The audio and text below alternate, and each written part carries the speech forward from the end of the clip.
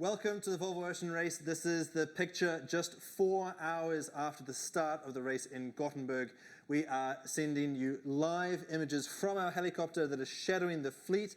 Now, just to set this up a little bit, we are about 10 miles off the coast. We are absolutely at the limits of what our technology can do in terms of live streaming. But to benefit from that experience, we've got Niall Mindbest up in the helicopter right now. So Niall, we're looking at Vestas right now. What's the story out there?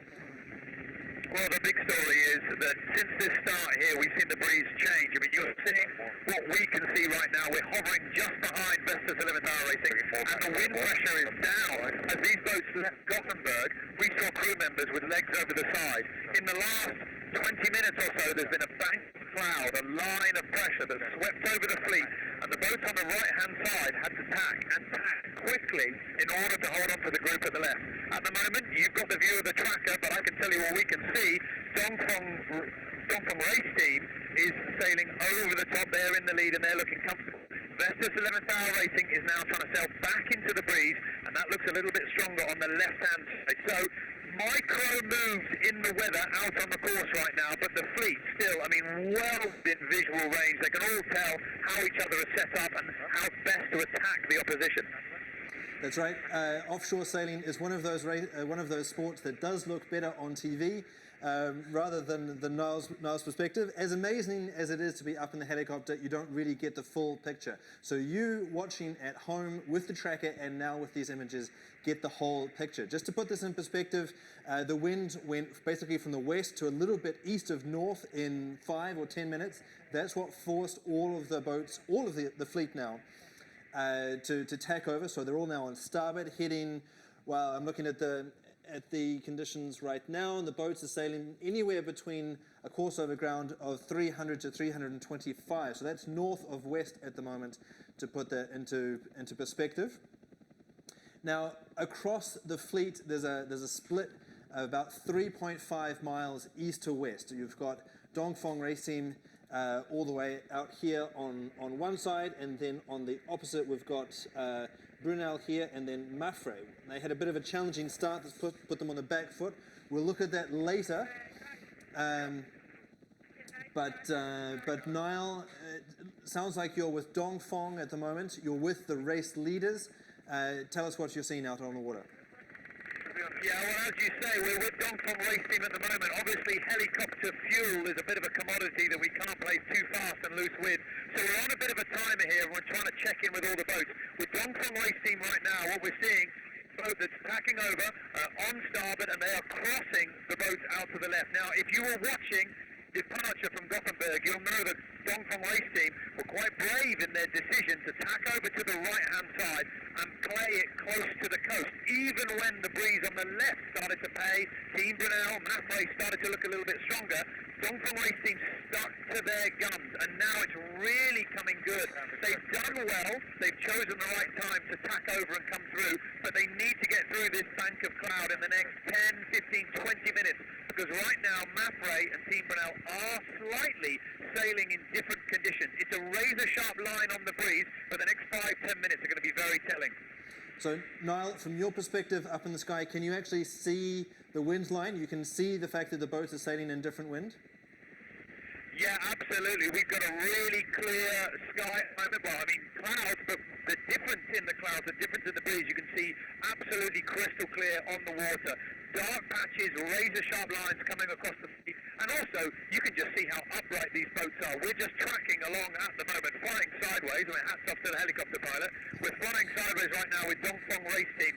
Not wanting to get close enough to disturb them, but at the same time, we've got an absolutely superb view of how much pressure they've got. The boat's quite upright compared to where we lost it when we had to refuel after the start in Gothenburg. So we get a little bit of an idea of how much conditions have changed. In a little while, we're going to fly over and we'll check in with the other boats on the left-hand side. Then we'll know for sure. But certainly, from this view right now, there is some big puffs out there, and the best breeze seems to be with the boats on the left. Yep, just Niall, I know that you don't have access to the telemetry at the moment, but We're seeing Dongfeng Race Team there with about 13.5 to 14 knots of wind. Team Brunel are about 12.5, but as you say, the situation is evolving. Now, we were just with Vestas and then earlier Sunkenkai Scallywag.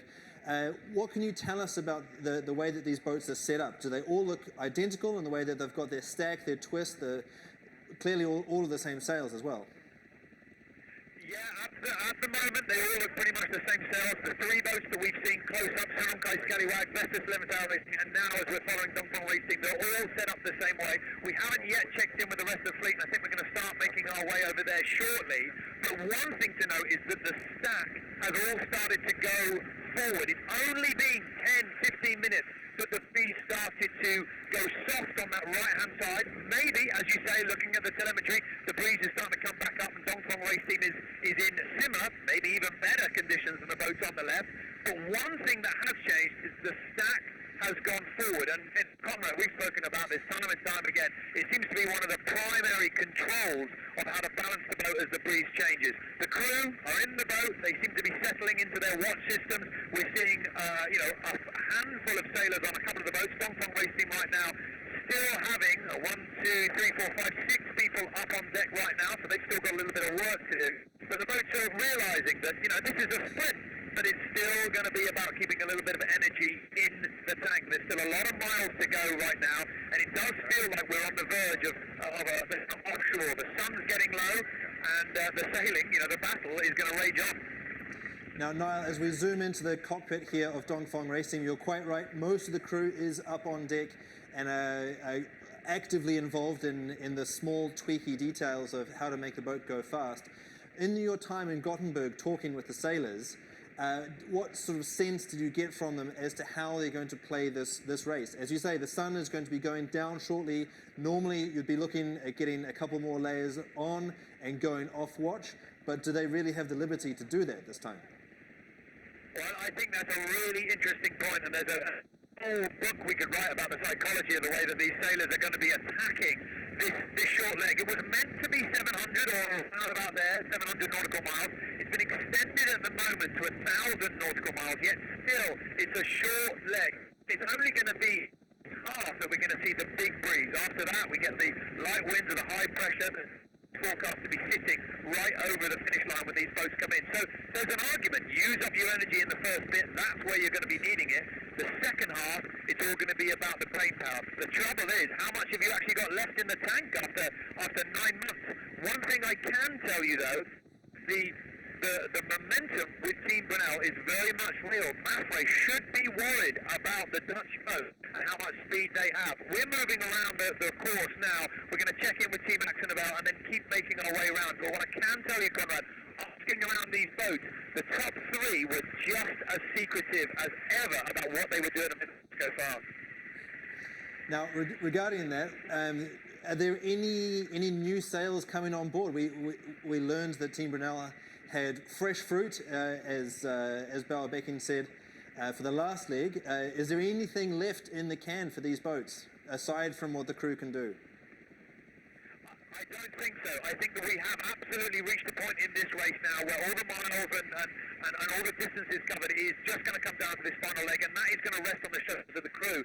I can tell you that they are naturally paranoid. I mean, it didn't really make a difference, but one little thing to mention is in the import race, we did have a couple of boats just touch the soft mud on the side of the river when they took their eye off the chart. And just a little bit of mud maybe gets stuck to the keel, but the eyes on the sailors widen as they realise that tiny little drop in speed might make all the difference. We've been talking about this for the last 9 months. We know that it's going to be about boat length on the racetrack. That is what it's going to come down to right now.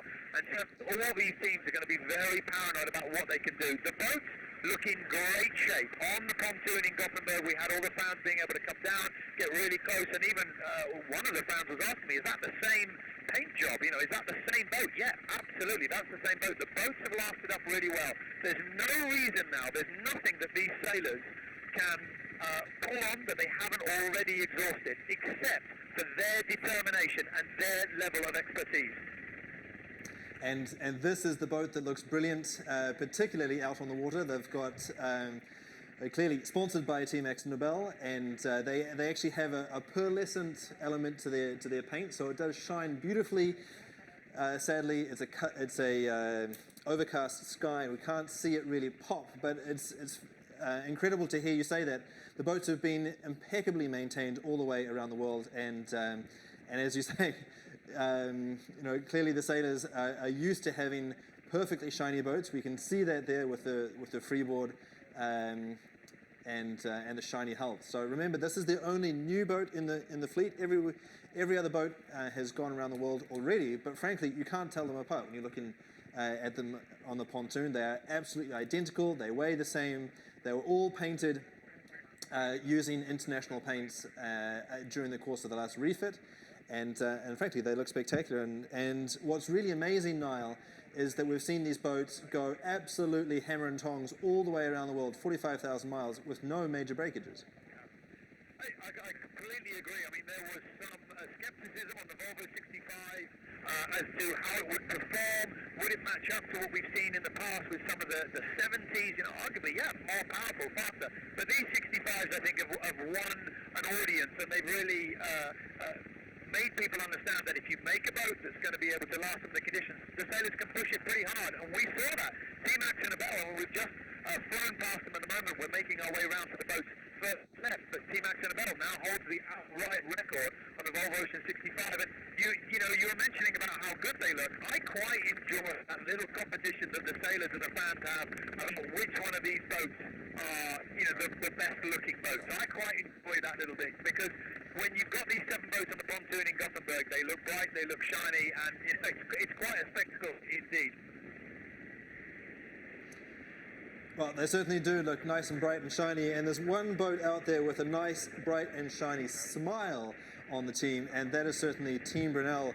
I understand that it is Bauer Becken's birthday today, and it was certainly a great present for him to step on board his boat and to be, well, like these two boats here, tied for the lead of the Volvo Ocean Race.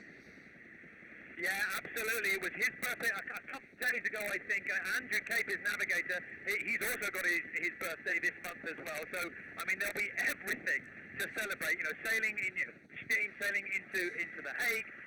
If you're a Dutch fan, fingers crossed, in first place. Birthday as well. And, Bauer Becking did say in the press conference that if he gets this one, probably that's going to be his last. So he really will be looking to go out on style. Remember, this has been 30 years for the Dutch skipper trying the Volvo Ocean Race. This is his 8th attempt. Absolute life goal, and he is right on track to do it. He's got Dongfeng Race Team over to his right-hand side right now.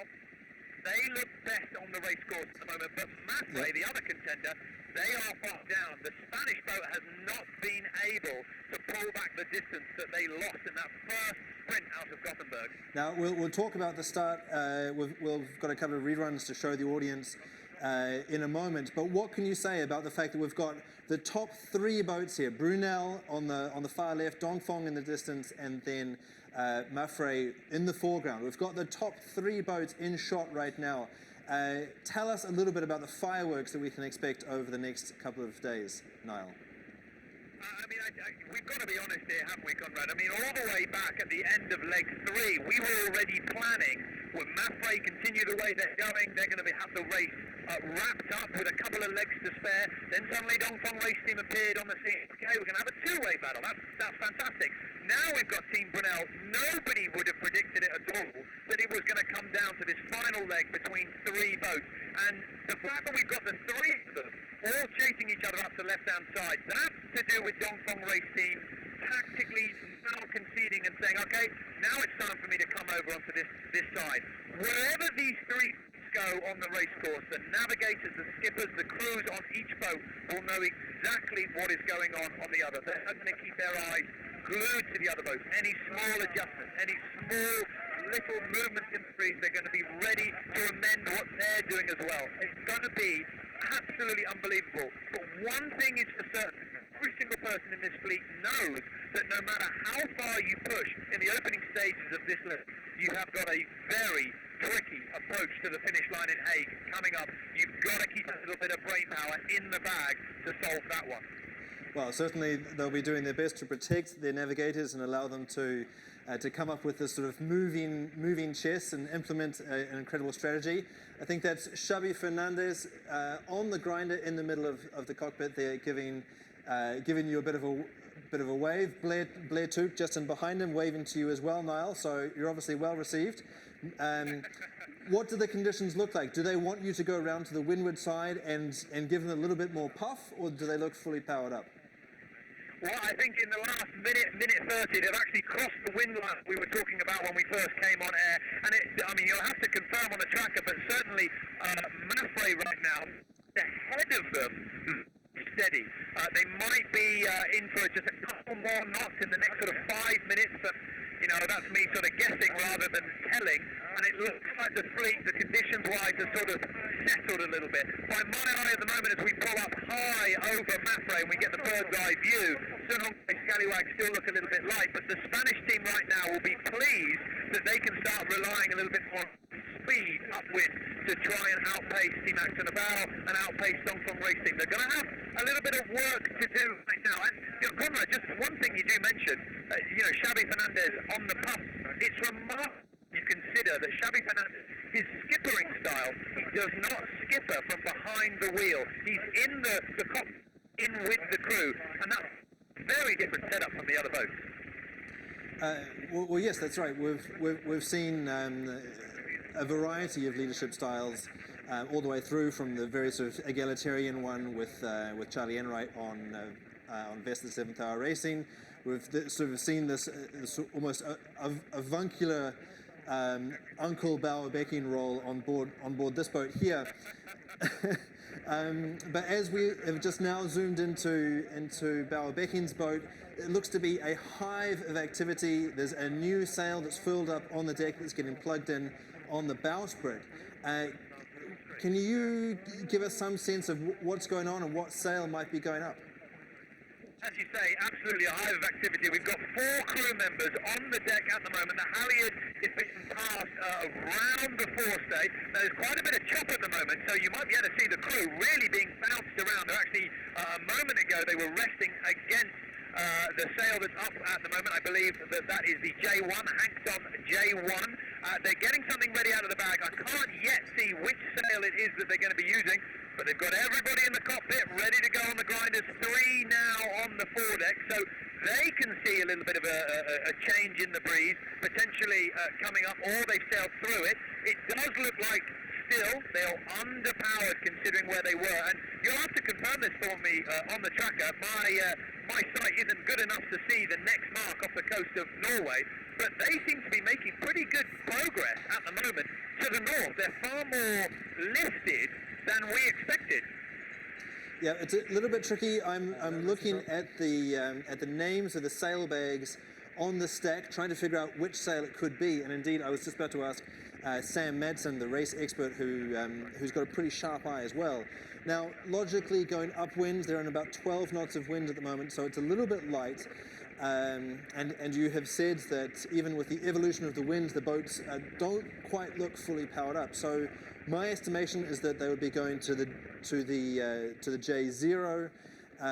I think, given the fact that they're trying to go upwind and VMG upwind is still important, it would be too much of a risk to go to the masthead code 0, or commonly known as the MO.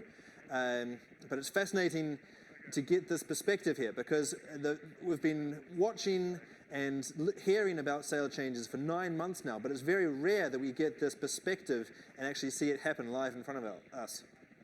And it really is right in front of us. Right now we are fifth down. I can tell you that we are flying lower than the top of the mast right now, which is quite an eerie feeling to be hovering just above the water. But they've got the sail up. It's now in the halyard lock at the top of the mast. Any minute now we're going to be able to see it unfurl. If indeed they know that that's the sail they want to have, they're not just hitting it up, ready for a transition that they think is coming up, but surely we'll be able to find out what sail it is. At the moment, just looking around from where we are, Team Axon Abao, they're not that far away. They're maybe 300 metres away to the windward side, but behind, they don't look like they've got anything coming up off the bowsprit at the moment.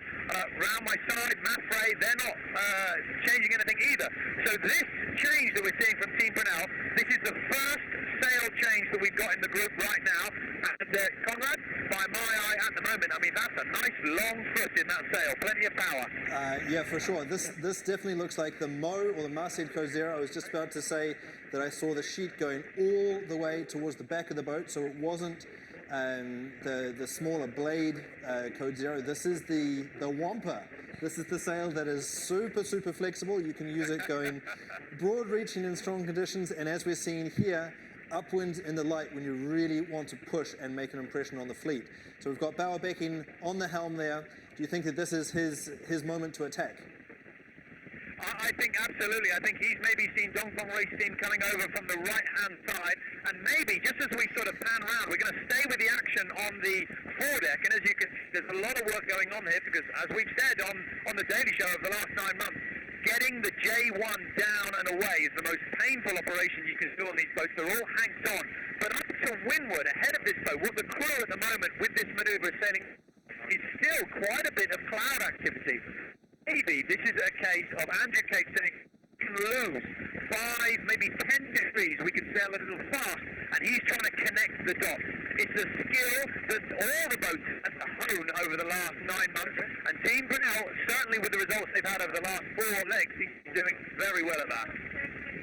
Well, Niall, one of the questions that we've been receiving a lot in the comments particularly over the past leg was, what on earth are Brunel doing differently? How is it possible for this yellow boat to scythe its way all the way through the fleet? What is it that they're doing differently? And maybe it's this aggressive nature, this willingness to sort of pull the trigger and be the first person to make that change. So changing up earlier or changing down later, that has defined their strategy. Yeah, I would go with that, and one thing I would say there is I think it stems from that confidence to trust your own instincts and your own knowledge. And before they came into this edition of the Volvo Ocean Race as the latest entry, they didn't have anywhere near the practice time that the other teams have. And at that point, you start second-guessing yourself. Well, do I know how to make a Volvo 65 go fast? You know, were we slow because I don't know how to trim this boat, or did we sail on the wrong ship? They know how to sail fast, and then with that speed you're allowed to trust tactical judgment. One thing that I think is really important to point out is a lot of people have been talking about the Peter Burling effect. Well, they've got Peter Burling on board, they're going to be going fast. Let's not forget, they had Peter Burling on the very first leg. They've had Peter Burling the entire race. What I would say with this team is, this is a team, a group of individuals that is now functioning really well. I think it's a testament to the leadership of Bauerbecking and the short crew. I know, Conrad, you've delved into that in full detail. It's a testament to them that they have been able to invest, and now they are absolutely setting the pace for everybody else. Well, yeah, it's certainly an impressive turnaround. We've been talking a little bit about how it could be one of the most impressive turnarounds in offshore sailing, certainly. When we think about impressive turnarounds in the sport of sailing, most notably we think about Oracle and San Francisco coming back from 8-1 down, and in many ways this is the offshore equivalent. That they were 1 point off last place in Auckland, and now they're equal for the lead. It's incredible. It's absolutely incredible, and you know, I've got to hold my hand up. You know, I was thinking, well, that's it, Team Brunel, they're not going to be able to do it from here. Now, we've just lost Niall there for a second, but to keep things ticking along, I've got Sam Matson, one of the trusty race experts, who has been watching all of the action unfurl during the course of these past 9 months. He's one of a team of 4 people who are constantly on watch, looking at the tracker, looking at the emails that are exchanged back and forwards between the boats and the teams. Very much the eye of on the fleet. And I'll just ask you, Sam, if you can talk a little bit about the crossover here. So that's the technical term of trying to figure out which sail is the right one in the right condition. So we're seeing Vested 7th Hour Racing. They're also on the Mo, or the masthead Code Zero. Potentially we've got Clean Seas Turn the Tide on Plastic going to that change as well. Can you sort of talk us through how much of a challenging decision that is? You know, how on the limit are they with the J1 and the Mo, and why not go for the intermediary sail, which is the J0? Yeah, absolutely. I mean, the biggest thing here is the situation we're seeing at the moment is just how quickly it's adapting all the time. So do you want to pull the trigger early and risk being on a big sail, getting caught out in big breeze again? we can see the breeze is up from 17 knots straight down to 10 knots, which is right into the crossover of the masthead zero. This is turn the tide just unfurling now, straight onto the masthead zero, and it's the right sail for the right time. But at some point, you're going to want to start to conserve a bit of energy as well. This is an offshore leg. It's only 3 days. But, how hard do you push it in these slight puffs of breeze, or do you need to just conserve a bit of energy? Well, actually, maybe we should put that into a competition for you viewers at home. Just try and imagine, project forward how many sail changes these teams are going to be doing during the course of these 900 miles. It is going to be ridiculous. I think the teams are going to grind themselves into dust. Certainly the top 3 are going to be fighting all the way, and then every single boat, like this one in particular, they've got a point to prove. They want to go out on a high note, and they're going to be fighting all the way. Yeah, absolutely. I mean, we can see Dong Fong there as well. He's also gone to the masthead zero. So we can expect all the teams are probably on the masthead zero now. And we knew the breeze was going to come right here. It's come right very quickly. Within around 10 minutes, we saw a shift of about 60 degrees, which is forced them all over onto starboard. And now it's just going to be trying to make sure that you can hold onto the pack and make sure you're always matching them. We know that in terms of daylight hours, it's going to be pretty short nights. They're a long way north. So they're going to be in visual all the way through tonight and certainly down into Aarhus tomorrow. And they can really keep a close eye on the fleet and actually make sure they're changing at the right times and changing all together to keep up. Now, Niall, speaking of keeping an eye on the fleet, I think we've got you back. We're seeing these flowers blooming across the fleet as everybody makes this change. Can you sort of look over your shoulder and confirm that all the boats are on this change now? All the boats at the moment, apart from Sun Hunkai Scallywag, are on the masthead code 0 right now. Team Brunel got the jump on everybody else. The breeze has come down. It looks, looking ahead, I mean, this is why they are out there sailing the Volvo Ocean Race and I'm not. Looking ahead, there is still one more transition. It's rolled down. I can see 3 or 4 big bands of rain coming down and one line of cloud that's drooped down close to the water. That's just pulled the breeze out of this bar. We'll return the tide on plastic right now, and it is very light indeed. All the crew are up on the bow. I mean, that's to put the J1 away, but actually it's pretty much helping with the trim as well. Vestas 11th Hour Racing, they're over the side. They're also suffering with the light breeze on this side. Mafre and Team Brunel seem to be doing a little bit better. By my eye, as we follow Turn the Tide on Plastic, Dongfeng Race Team are a good 5 or 6 degrees lower than Team Brunel and Mafre, trying to sail over to where they think the wind is on the left-hand side. I think we're going to see a lot more of this over the next 30 minutes to 40 minutes, a lot of trying to link up this cloud bank. Then we can see some open sky, and then beyond that, plenty more clouds ahead. I'm sure that we're going to have the race experts putting out some satellite imagery, and the navigators are going to be sweating over the decisions. Well, there you go, Sam. Niall wants to do your job for you as well. Good thing. Can I just quickly come in?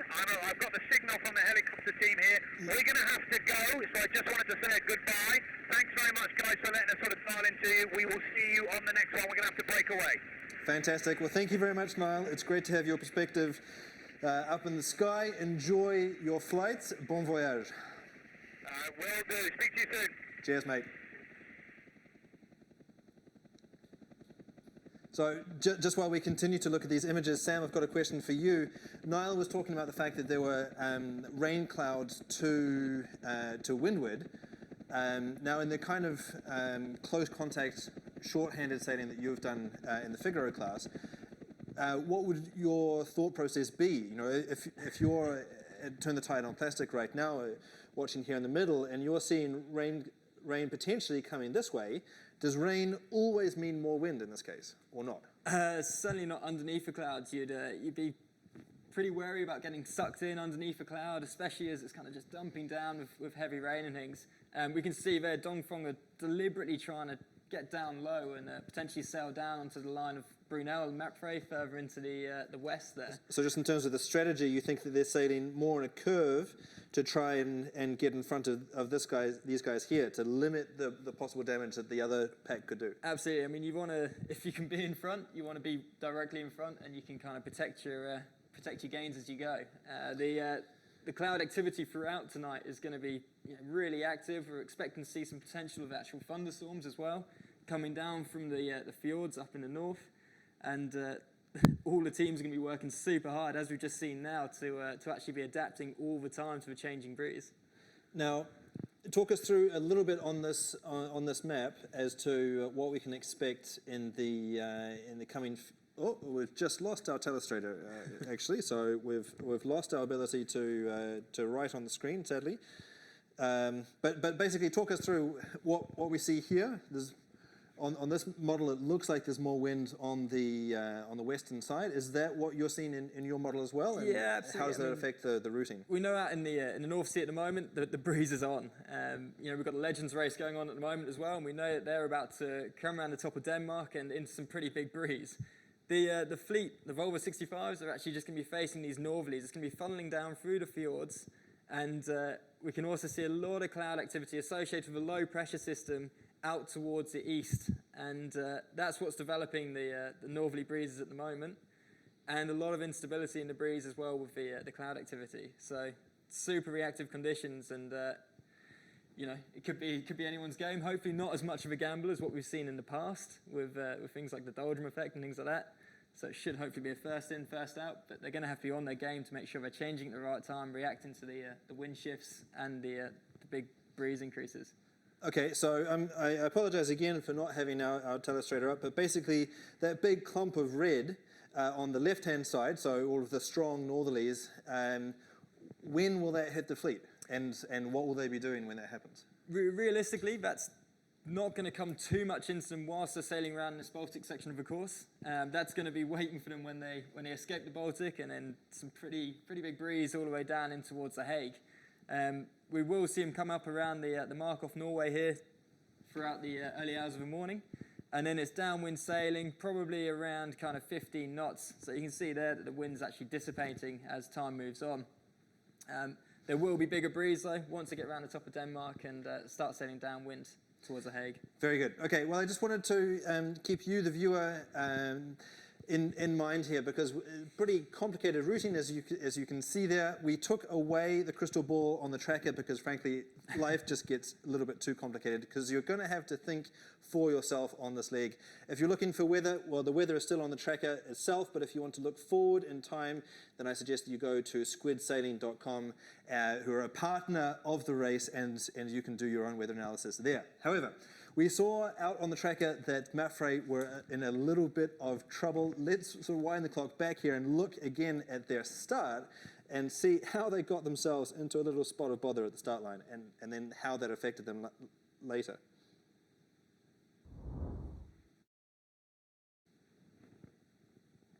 Okay, well, you can see this is the last final seconds just before the start of the race. You can see that the fleet there is charging forward. Dongfeng is burning a little bit of time. That looked like they were early because they're... we've got our telestrator back. Fantastic. So the line is here between that buoy there and that boat. And you can see Sunkenkai Scallywag last bear away, but it actually helps them accelerate over across the line, and absolute blinded. They hit the line on time and fully wound up, great speed. And I heard there was actually the sponsor, Mr. Lee, was on the helm for that start. So well done. Clearly he doesn't just sign checks, he knows how to sail the boat. They should have had him on earlier. However, when it comes to the overall championship fight, check out what is happening over here. Now, I was drawing your attention to the fight with Dongfeng and Sunkenkai Scallywag, but we're going to play this again and show you what happens to Mapfre, because it's a little bit surprising, because Xabi Fernandez and Pablo Arate, normally they know how to get the boat off the line. So let's rewind that and look again at how that went pear-shaped for them. So they're coming in, and we can see that Mapfre over here, they're setting themselves up for what looks to be a port tack start. Yeah, absolutely, port tack, but no room through at all. I think possibly they just weren't laying the pin mark here, and they just had to try and get a little bit further up to windward. But we know how costly two tacks can be that close to the start, and Brunel just coming straight in over the top of them. That's right. So here they're lined up, but they're under ley line for the pin, and then and then they get rolled as well. So they're down speed, and they're not lined up correctly. It's really the worst of all possible situations, isn't it? I mean, all you can do at this point is just try and bail out. And we see that here. They're sailing low. They're trying to get a bit of room to potentially tack and get that port tack start underway again, but it's all a little bit too late there. Bow's already past the pin end, so... yeah, bow is past, big, and so big bail out. that is the buoy there, the buoy that they're going past, and they've really had to essentially sail downwind in order to get back to it. And then it's only at this point, when the fleet is up here and going full speed, that they are finally across the line. Yeah, and we know too well this is one design racing. Those little things in the start could be a 20-second loss on the finish line. Yeah, brutal. So we've been talking a lot about how it is going to be an absolute blinder on this league. It's 900 miles of absolute match racing, and they gave away 30 seconds at the beginning, and who knows, that could be 30 seconds that ruins this race for them. Who knows? I certainly hope that that's not the case, but it does certainly add a little bit more drama to this incredible battle between the top three boats. Absolutely. So we'll leave you there. We've run out of range. We've run out of petrol, avgas in the helicopter. So Niall is going to be whisking his way around the fleet, giving you the eye in the sky perspective, and we are going to be coming to you live as much as we possibly can, although a little bit unpredictable as to when it all sort of lines up with the helicopter and with the weather and daylight and all the rest of it. So keep an eye on Facebook. When the ping comes for a Facebook Live, jump in there. And then otherwise, we've got our regularly scheduled program with the Quick Fix and the Daily Live, and I'll be joined by Sally Barco, who is an excellent expert who has been your commentary for all of the import races all the way through the race around the world thus far. And now that we've got a 900-mile import race, well, who better than to give her perspective on that? So we'll see you again tomorrow. Join us then.